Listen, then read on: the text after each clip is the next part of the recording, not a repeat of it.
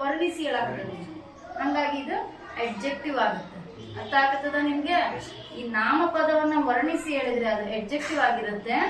ಈ ಕ್ರಿಯಾಪದವನ್ನ ವರ್ಣಿಸಿ ಹೇಳಿದ್ರೆ ಅದು ಅಡ್ವರ್ಬ್ ಆಗುತ್ತೆ, ಅಂದ್ರೆ ಕ್ರಿಯಾ ವಿಶೇಷಣ ಆಗುತ್ತೆ. ಈಗ ನಾವು ಇನ್ನೂ ಒಂದು ಹೇಳ್ತೀವಿ, ರೋಸ್ ಈಸ್ ರೆಡ್. ಏನಪ್ಪ? ರೆಡ್. ರೋಸ್ ಅನ್ನೋದೇನಿದು? ನೌನ್. ಹೌದಾ? ಅರ್ಥ ಆಗತ್ತ ನಿಮ್ಗೆ?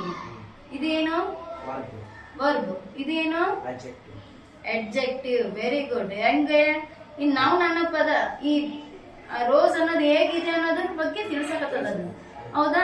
ಸುಮ್ನೆ ರೋಸ್ ಈಸ್ ಅಂದ್ರೆ ಅದು ಕಂಪ್ಲೀಟ್ ವರ್ಕ್ ಸೆಂಟೆನ್ಸ್ ಆಗಲ್ಲ. ಅವಾಗ ಏನಾಗುತ್ತೆ, ರೋಸ್ ಈಸ್ ರೆಡ್ ಅಂತ ಅಂದಾಗ ಇದಕ್ಕೆ ಕಂಪ್ಲೀಟ್ ಆಗಿ ಮೀನಿಂಗ್ ಅನ್ನ ಕೊಡುತ್ತೆ. ಅವ್ರಿಗೆ ಕಂಪ್ಲೀಟ್ ಮೀನಿಂಗ್ ಜೊತೆಗೆ ಏನಾಗ್ತಾ ಇದೆ ಅಲ್ಲಿ ಅದನ್ನ ಒತ್ತಿ ಅದ್ರ ಬಗ್ಗೆ ವಿಶೇಷತೆಯನ್ನ ತಿಳಿಸಕತ್ತದ. ಹೇಗಿದೆ? ರೋಸು ರೆಡ್ ಅಲ್ಲಿದೆ ಅಂತ, ಕೆಂಪು ಬಣ್ಣದಲ್ಲಿದೆ, ಈ ತರ. ಅದೇ ತರನೇ ಇದು ಏನು next, fox runs fastly. Fox runs fastly ಅಂತ ಹೇಳ್ತೀವಿ. ಈಗ ಫಾಕ್ಸ್ ಅನ್ನೋದೇನಿದು? ನೌನ್ ಇದೆ. ರನ್ಸ್ ಅನ್ನೋದೇನಿದೆ?